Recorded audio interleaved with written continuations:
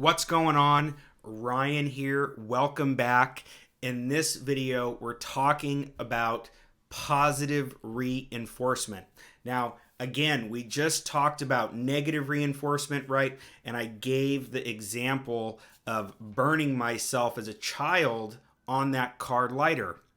Now, the same thing can happen with positive reinforcement, right? When we look at psychology, like even looking at Pavlov and the dog, right, where he would feed the dog and ring the bell, and then the dog got to the point where all he had to do was ring the bell, and the dog would salivate, right? The same thing can happen in the market. And again, right, you can have negative reinforcement that helps you in your psychology and making better decisions. And you can have negative reinforcement that can actually be detrimental and keep you in a decision making process or something happening where your process or your thinking it's not helping you, right? And the same thing can happen with positive reinforcement, where you do something that is incorrect, right? You're thinking the way you're approaching the market or the scenario is incorrect from the beginning, but you get positive reinforcement because it works out for you by luck or whatever the merit is of how it turns out, right? But it's important to realize this as traders in business and psychology, that you can do the right thing and you can lose. You can do the wrong thing and you can win. And this is something that is really easily shown in poker, which is why I love poker so much. And I think poker is a great learning tool, because in the game of poker, you beat your opponent obviously by having the best cards at showdown, right? But we can also beat our opponents by bluffing, right? Getting the better hand to fold. But more importantly, we beat our opponents long term by making them make mistakes when it comes to betting, right? We beat them with the mathematics. And the easiest way to explain this in a simple form is, if someone has a certain hand and you have an idea of what that hand may be, right? The cards are indicating there might be certain hands they're drawing for, or they might have a made hand, or whatever the situation may be. We want to control the odds of the pot and the betting to induce that mathematical mistake. Now, why does this tie into negative and positive reinforcement?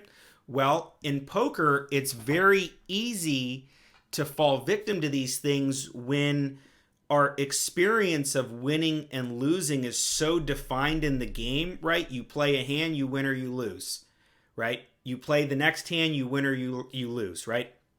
And it's very easy to get into this mentality where we become results oriented. And this is one of the worst things in business and life, in poker, in trading, is to only be results oriented, right? Because it can have a positive and negative influence on our decisions. And think about it, right? If you're playing a hand and something happens and you get into something in the poker, right, with an opponent at a table, and we start to skew our decision-making process away from the sound decision, the decision that's based on logic and the information presented right there in front of us, to then making decisions about results that we thought from last time or this or that. And this can be very bad, because remember, the more successful you become with trading, the more discipline you need, the more patience you need. Think about it. If you're going to become someone who is not only managing your own money, but you're managing the money of your family, your friends, you have clients. You cannot make decisions purely based on results. You need to make decisions that are high quality decisions, right? Because that's what poker players are paid. They're paying themselves to make high quality decisions. And as a trader and as an investor, you're doing the same thing. You're paying yourself to make high quality decisions and to not necessarily be results oriented. Now, this is something I'm sure that there's people out there that are going to disagree with me because all they care about are, maybe those short-term monetary gains, right? They only care about the money. They only care about winning. If they're not winning, they think they're losing and everything falls apart for them. And this is simply not the case because in mathematics, in poker, in trading, we have variance, right? And variance is the short-term fluctuation in the statistics of what can happen.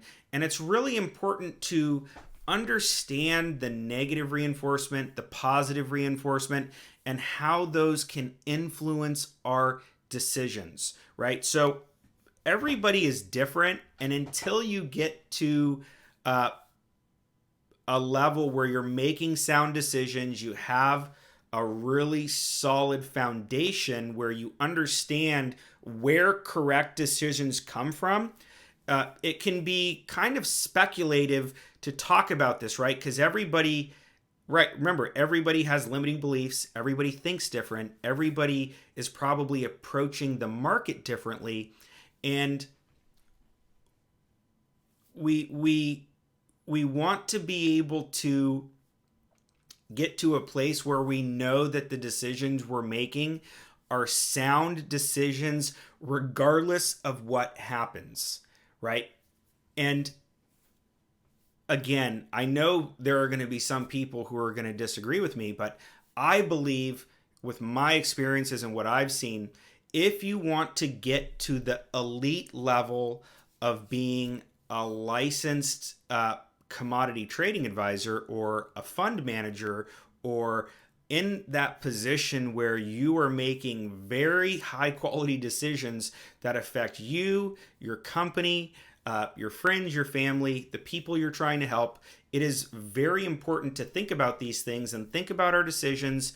Again, think about the negative reinforcements, the positive reinforcements. Be aware of these things so that we will have conceptual, like a conceptual understanding of what we're doing that far exceeds our competitors or our previous thinking or modalities, when we were approaching the market before, right? So again, I could talk about this a lot. These situations and the way things play out, we're always going to question them, right? Trading is one of those things where it's never enough, right? We could have had a better entry. We could have had a better exit, right? We could have made more money. We could have prevented losses. Whatever the situation may be, we need to come from a place where not only we're confident, not only are we tackling these limiting beliefs, not only are we aware of the negative reinforcements or the positive reinforcements, but we don't get so caught up in these things that they prevent us from making high quality decisions in the future, right? So again, I hope this is helping you.